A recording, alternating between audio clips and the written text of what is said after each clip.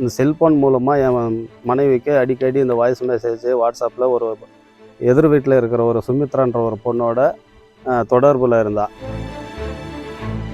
இவங்க 2 பேருமே ஓரின சேர்க்கையில் இருந்த பழக்கத்தினால தவமாக இருந்து பெற்ற என் ஆண் குழந்தையும் என்னையும் கொல்றதுக்காக முயற்சி பண்ணியிருந்திருக்காங்க ரொம்ப நாளாக. நானும் என் தங்கச்சியும் வெளியே போனதுனால என் பிள்ளைய கழுத்தை நெரிச்சு கொன்னுருக்கா.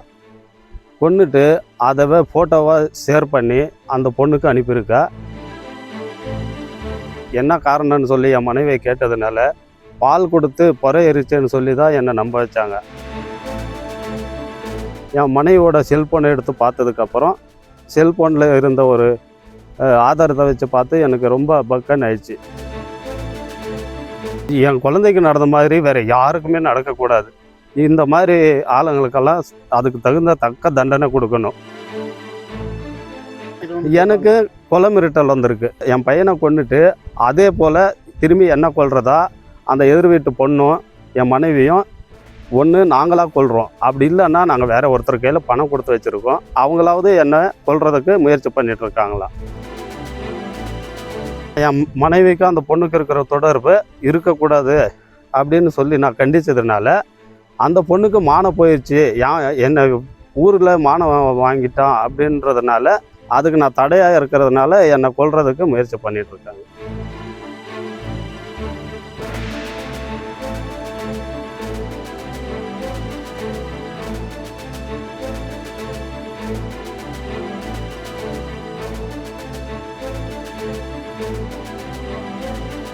என் பேர் சுரேஷ்.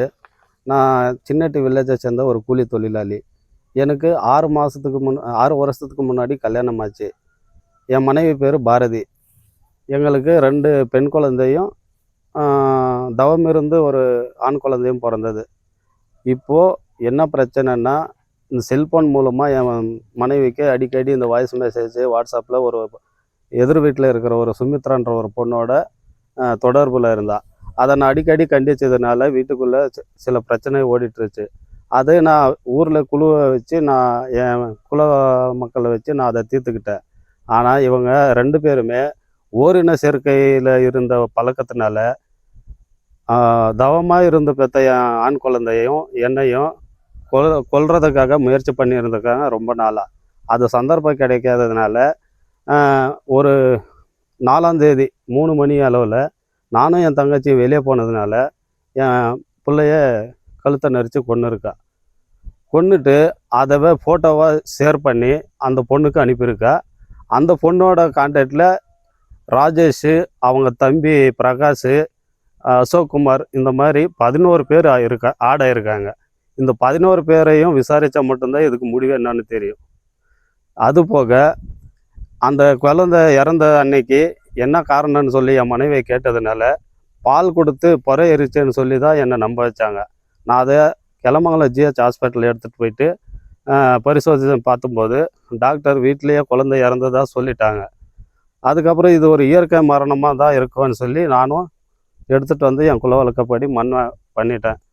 அதுக்கப்புறம் வீட்டுக்கு போனதுக்கு அப்புறம் தான் தெரியும், என் மனைவியோட செல்ஃபோனை எடுத்து பார்த்ததுக்கப்புறம் செல்ஃபோனில் இருந்த ஒரு ஆதாரத்தை வச்சு பார்த்து எனக்கு ரொம்ப பக்கன்னு ஆயிடுச்சு. அதுக்கப்புறம்தான் அதை நான் எடுத்து பார்த்துட்டு கிளமங்கலம் போலீஸ் ஸ்டேஷனில் போய் திரும்பவும் நான் கம்ப்ளைண்ட் பண்ணேன்.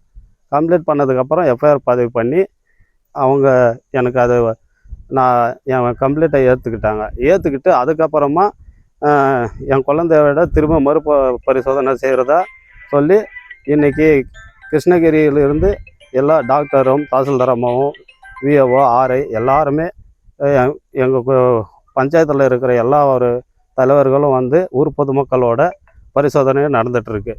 இது என் குழந்தைக்கு நடந்த மாதிரி வேறு யாருக்குமே நடக்கக்கூடாது.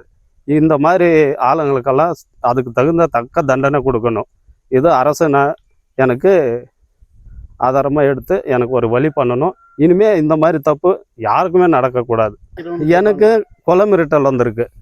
என் பையனை கொன்னுட்டு அதே போல் திரும்பி என்ன கொல்றதா அந்த எதிர் வீட்டு பொண்ணும் என் மனைவியும் ஒன்று நாங்களாக கொள்கிறோம், அப்படி இல்லைன்னா நாங்கள் வேறு ஒருத்தர் கையில் பணம் கொடுத்து வச்சுருக்கோம், அந்த ராஜேஷ்ன்றவங்கள பணம் கொடுத்து வச்சுருக்கோம். அவங்களாவது என்னை கொல்றதுக்கு முயற்சி பண்ணிட்டு இருக்காங்களாம்.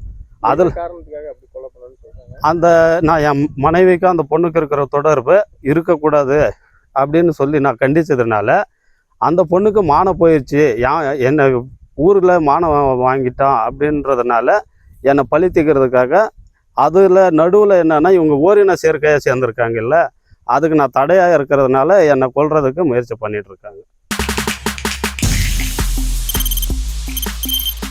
தவிர்க்க முடியாத தம்ப்நெயில்ஸ், கலக்கலான கண்டென்ட்ஸ், சினிமாவும் சீரியஸ் பிரச்சனைகளும், பல வருடங்கள் இடைவெளி கலகலப்பும் கைகலப்பும், me too love you, thank you. அவருக்கு அந்த மாஸ் ஏத்துறது ஏற்ற தெரிக்குதுனாலே டன்னு தான்.